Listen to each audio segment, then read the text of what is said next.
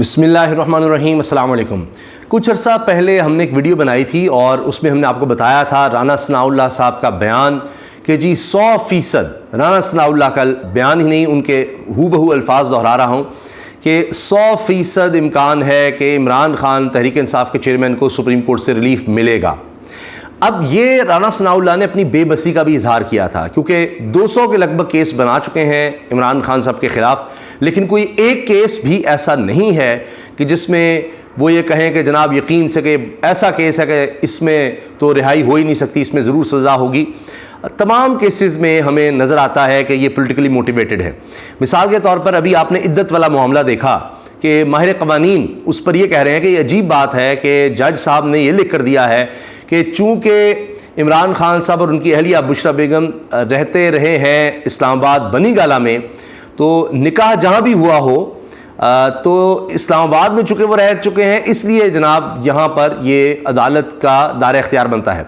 अब कानूनी माहिरीन कह रहे हैं कि ये नहीं होता, जहाँ पर निकाह होगा वहीं पर दायरा इख्तियार बनता है। अगर आपको कोई इतराज़ है या कुछ है, मिसाल के तौर पर लाहौर में हुआ है तो उसकी अदालत की जुरिस्डिक्शन होगी। लेकिन खैर, अब मैं तो एक मिसाल आपके सामने अर्ज़ कर रहा हूँ कि नीचे से केस ख़त्म भी होता है, वो कहते हैं जी ये तो केस ही नहीं बनता, लेकिन आगे जाकर वो कहते हैं नहीं जी केस बनता है, दोबारा देखें, और अजीबोगरीब उसकी तौजीह हमें नज़र आती है।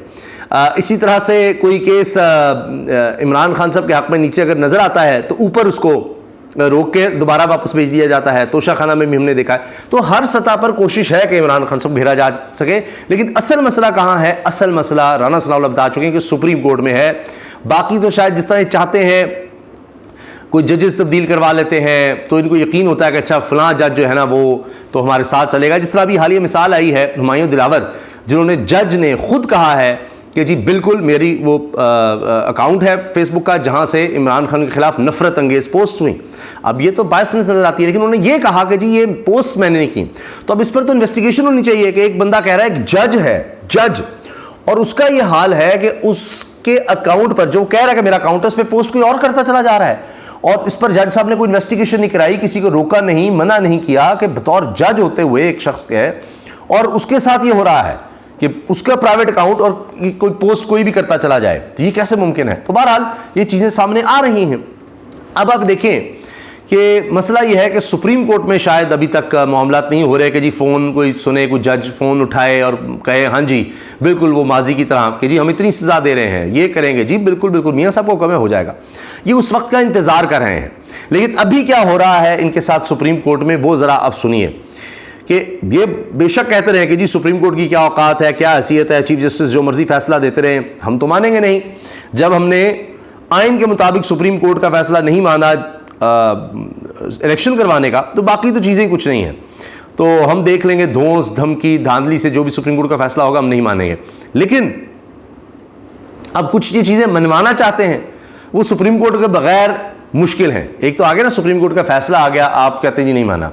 कुछ इनको फैसले लेने पड़ रहे हैं सुप्रीम कोर्ट से, और अगर वो नहीं आते तो इनके लिए बड़ा मुश्किल हो जाएगा। और वैसे भी अब ये चंद दिन की मेहमान है हुकूमत, अब तो इनके पास 1 महीना भी नहीं रह गया, और ये तो अब 8 अगस्त को खुद जाने की बात कर रहे हैं। और ऐसे में ये किस तरह से मामलात को चलवाएंगे? हाँ, निगरान सेटअप आएगा तो उसके हवाले से फिर देखा जाएगा क्या उम्मीदें हैं, क्या है उसमें, किसको क्या मिलता है, वो आगे की बात है। अभी तो ये हुआ है कि चीफ जस्टिस के इस वक्त रिमार्क्स बड़े हाईलाइट हो रहे हैं। बोल्ड न्यूज़ ने ये पूरी खबर लगाई है, चीफ जस्टिस के पास जो बड़ा अहम केस लगा हुआ है उसमें हुकूमत चाहती है जी एक दफ़ा फिर फुल कोर्ट बने, और वहाँ से उनको अभी तक नाकामी का सामना है। चीफ जस्टिस ने कहा है जी सिविलियंस का ऐसा ट्रायल नहीं करने दिया जा सकता जो खिलाफ आइन हो। चीफ जस्टिस उमरता बंदयाल ने कहा कि सिविलियंस का ऐसा ट्रायल नहीं करने दिया जा सकता जो खिलाफ आइन हो। चीफ जस्टिस पाकिस्तान उमरता बंदयाल की सरबराही में सुप्रीम कोर्ट के चेयर अपनी लार्जर बेंच ने केस की समाअत की। लार्जर बेंच के दीगर जजेस में जस्टिस एजाजुल एहसन, जस्टिस मुनीब अख्तर, अब ये जो जज है ना जस्टिस एजाजुल एहसन और जस्टिस मुनीब अख्तर, इनसे तो जान जाती है, जान निकलती है इस वक्त मौजूदा हुकूमत की। खैर, इसके अलावा जस्टिस याया अफरीदी, जस्टिस मज़ाहिर अली अकबर नकवी और जस्टिस आयशा मलिक शामिल हैं। चीफ जस्टिस उमरता बंदयाल ने फौजी अदालतों में सिविलियन ट्रायल केस में अहम रिमार्क्स देते हुए कहा कि सिविलियंस का ऐसा ट्रायल नहीं करने दिया जा सकता जो खिलाफ आइन हो। लियाकत हुसैन केस में कहा गया था कि मिलिट्री अथॉरिटीज़ तहकीकात कर सकती हैं, सिविलियन का ट्रायल नहीं। दौरान समाअत मिलिट्री कोर्ट्स में सिविलियन ट्रायल के खिलाफ दरखास्तों की समाअत के लिए फुल कोर्ट तश्कील देने की अटॉर्नी जनरल की इस्तदा मुस्तरद कर दी गई। यानी ये दरख्वास्त भी मुस्तरद हुई अटॉर्नी जनरल की कि जी फुल कोर्ट तश्कील लिया जाए। यहाँ पर हुकूमत फारिग हुई। फिर चीफ जस्टिस पाकिस्तान ममता बंदयाल ने अटॉर्नी जनरल की फुल कोर्ट की इस्तदा पर कहा कि फुल कोर्ट की तश्कील मुश्किल नजर आ रही है, जजेस की दस्तयाबी नहीं, फुल कोर्ट तश्कील देना नामुमकिन है। 3 जजेस बेंच का हिस्सा बनने से माजरत कर चुके हैं। अटॉर्नी जनरल ने इस्तदा की कि मुनासिब होगा कि मुकदमा फुल कोर्ट सुने। वजारत दिफा के वकील इरफान कादिर ने भी 6 रुकनी लार्जर बेंच के 3 जजेस पर एतराज़ उठाया और कहा कि मेरी इस्तदा है कि चीफ जस्टिस और दीगर 2 सीनियर जजेस मुकदमा ना सुने, यानी चीफ जस्टिस भी ना सुने और दीगर 2 सीनियर जजेस भी जो है ना ये मुकदमा ही ना सुने। जजेस हमारी मर्जी क्यों?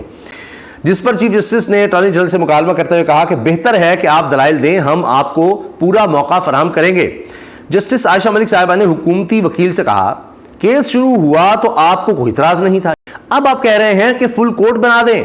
आप चाहते क्या हैं? आप कह रहे हैं कि 17 जज इस केस के लिए दस्तयाब हों, यह नामुमकिन है, यानी सारे जज सिर्फ यही केस सुने और बाकी केस छोड़ दें।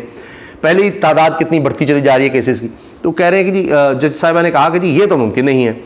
दौरान समाअत दरखास्त गुजार आबिद जुबैरी का कहना था कि सिविलियन का मिलिट्री कोर्ट्स में ट्रायल नहीं हो सकता। आर्टिकल 175(9) के तहत सिविलियंस के फौजी अदालतों में ट्रायल के लिए आईनी तरमीम जरूरी है। चीफ जस्टिस पाकिस्तान ममता बंदयाल का मजीद कहना था कि सिविलियंस के साथ सख्त बर्ताव नहीं होना चाहिए। आर्मी एक्ट आम कवानीन की निस्बत काफ़ी सख्त है, ताहम गिरफ्तार सिविलियंस के साथ अच्छे बर्ताव का सुनकर खुशी हुई है। हम आज इस पोजीशन में नहीं हैं कि फुल कोर्ट तश्कील दे सकें। फुल कोर्ट की तश्कील के लिए मैं जजेस से मुशावरत करके आगाह करूंगा। केस की समाअत कल फिर होगी। फौजी अदालतों से मुतल्लिक मुकदमे की समाअत कल तक मुलतवी कर दी गई। अब ये रोज़ाना की बुनियाद पर ऐसे लग रहा है कि जी समाअत आगे बढ़ रही है, तो हुकूमत अपने हवाले से कई केसेस आगे बढ़ाना चाह रही है और उनको बहुत जल्दी है, ख़ास तौर पर कि जी ये केसेस इस तरह से चलें कि जिसमें फिर इमरान खान साहब का नाम आ सके और उनके ख़िलाफ़ भी केसेस चल सकें। और क्योंकि इलेक्शन में किसी सूरत नहीं जाना चाहते।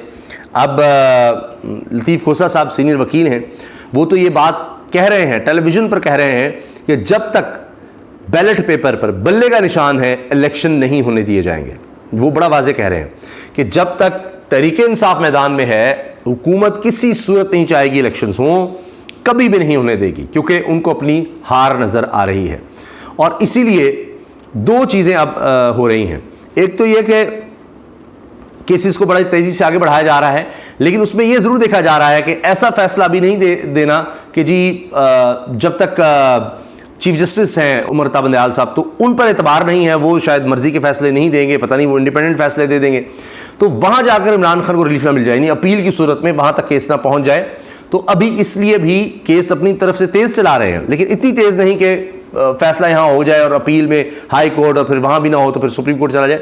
इस चीज़ के हवाले से अभी भी इनको खदशात हैं। और जब मैंने बता दिया, वज़ीर दाखिला खुद कह रहे हैं कि जी 100% इमरान खान को वहाँ से रिलीफ मिल जाएगा और यहाँ पर इनको मसाइल नज़र आ रहे हैं अपने कुछ केसेस में, तो इनको बस चंद दिन हैं और उसके बाद ये बहुत ज़्यादा पुरुमीद हैं।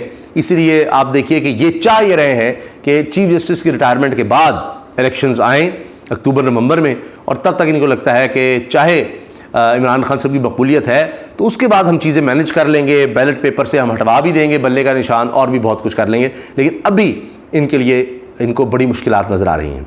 अल्लाह हाफ़िज़।